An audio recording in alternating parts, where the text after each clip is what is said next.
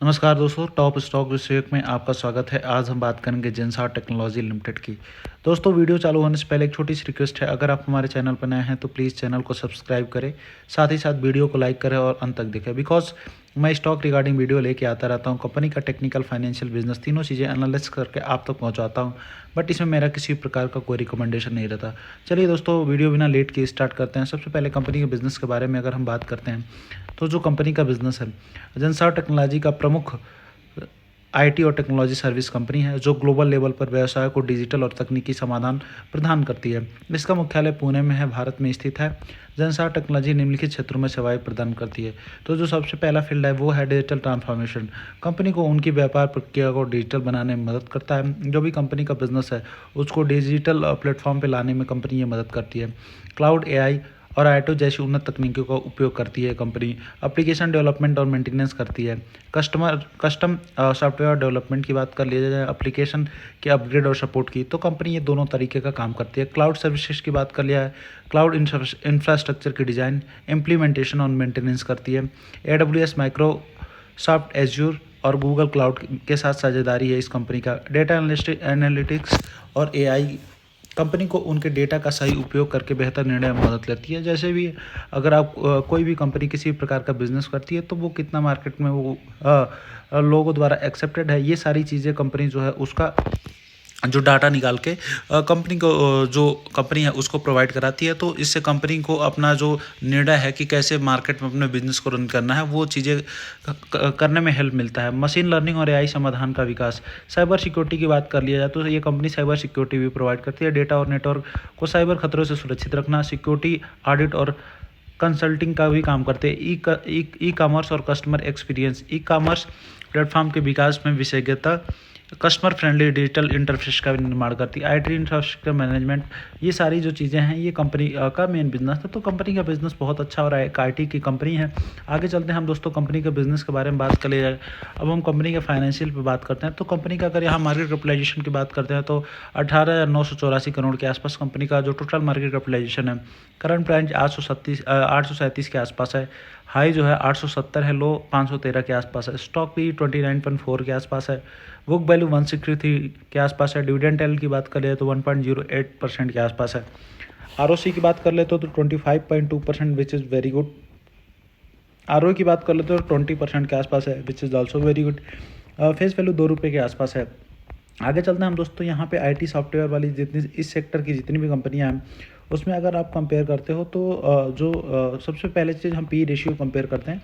तो P ratio में अगर आप यहाँ देखते हो तो यहाँ पे जो मेडन पी है वो ऑलमोस्ट 42 के आसपास है, बट कंपनी का पी जो है 29.36 के आसपास है।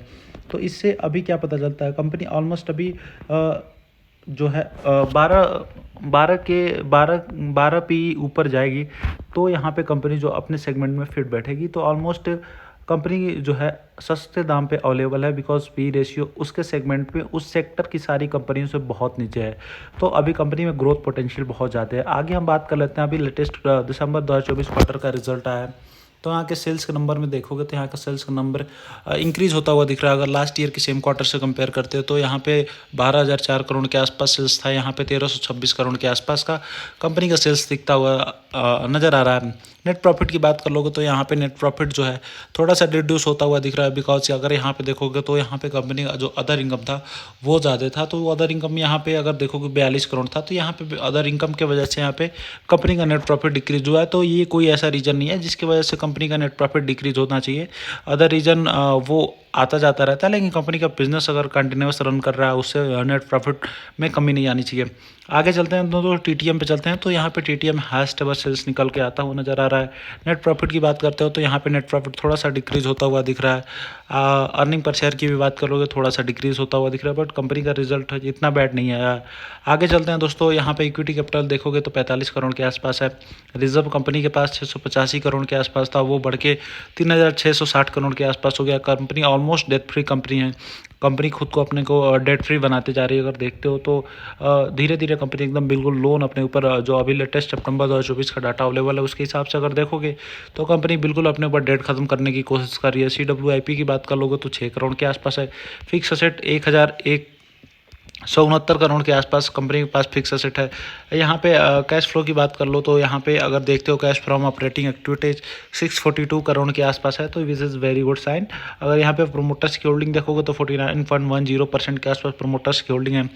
दिसंबर 2024 में DIIs ने अपना स्टेक बढ़ाया है, FIIs ने भी अपना स्टेक बढ़ाया है। यहाँ पे पब्लिक के पास है थोड़ा सा माल खींचा गया ऑलमोस्ट 1% के आसपास।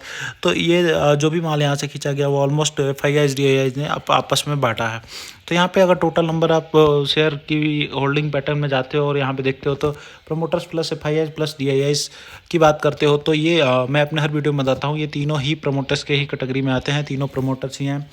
तो इस तरह से अगर आप देखोगे तो 84% के आसपास कंपनी में प्रमोटर्स की होल्डिंग है। तो कंपनी बहुत अच्छी है, बिजनेस भी अच्छा है कंपनी का। क्वार्टरली रिजल्ट और जो प्रॉफिट एंड लॉस में अगर TTM में जाकर देखते हो तो वहाँ भी सब कुछ अच्छा है, ऐसा कुछ भी नहीं है। कंपनी अपने ऊपर जो डेट है उसको रिड्यूस करते जा रही है।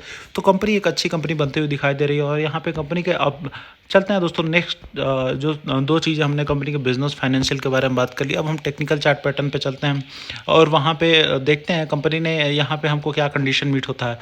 तो अगर आप देखोगे दोस्तों तो यहाँ पे एक आप अगर देखोगे तो शानदार कॉफ़ी हैंडल पैटर्न बनता हुआ नज़र आ रहा है। तो इस तरह से अगर आप देखते हो तो यहाँ पे एक ये शानदार कप बना, ये हैंडल बना और कंपनी ने ऑलमोस्ट ये फर्स्ट टाइम यहाँ पे ब्रेकआउट दिया है। तो अगर टेक्निकल टारगेट की बात कर लोगे तो कंपनी का टेक्निकल टारगेट है जो वो ये मेजर रेजिस्टेंस वाला एरिया है उससे जो कंपनी जितना नीचे आई है वो, और जो कंपनी अभी यहाँ पे जो मेजर रेजिस्टेंस वाला एरिया है सेम एज इट इज़ ले जाके हमको उठा के वहाँ पे रख देना है। अब जो कंपनी का टेक्निकली टारगेट निकल के आता हुआ दिख रहा है वो हमारा 1040 रुपये के आसपास नज़र आता हुआ दिख रहा है। तो अगर जो करंट प्राइस से कंपनी ट्रेड कर रही है अगर यहाँ से ऊपर चलना चालू करती है तो ऑलमोस्ट कितना % गेन आता हुआ दिख सकता है। तो अगर आप यहाँ से देखते हो तो ऑलमोस्ट 24% के आसपास हम गेन मान के चलते हैं कि यहाँ से कंपनी चलती है ऊपर की तरफ तो 24% गेन मिलता हुआ दिख रहा है। तो अगर देखो दोस्तों किसी भी कंपनी का फाइनेंशियल अच्छा है और उसमें काफ़ी थंडल पैटर्न बन रहा है और ब्रेकआउट दे चुकी है कंपनी, तो उसको टारगेट अचीव करने में बहुत दिन नहीं लगता। ऑलमोस्ट बहुत अगर आप एवरेज जाओगे कंपनी में सब कुछ ठीक ठाक रहा तो 2 से 3 महीने में ये टेक्निकल टारगेट निकल के नज़र आता हुआ दिखता है। लेकिन अगर बाई और सेल के रिकमेंडेशन की बात करें तो इसमें किसी भी प्रकार का मेरा बाई और सेल का कोई रिकमेंडेशन नहीं है। आप जो भी ट्रेड करें अपने नॉलेज के हिसाब से करें, अपने फाइनेंशियल एडवाइज़र के से पूछ के करें। मेरा काम है सिखाना, मैं आपको ऐसे ही सिखाता रहता हूँ। मिलते हैं नेक्स्ट वीडियो में दोस्तों। अगर चैनल को सब्सक्राइब नहीं किया सब्सक्राइब कर ले, दोस्तों तक शेयर नहीं किया शेयर कर दे। Thank you. जय हिंद, जय भारत।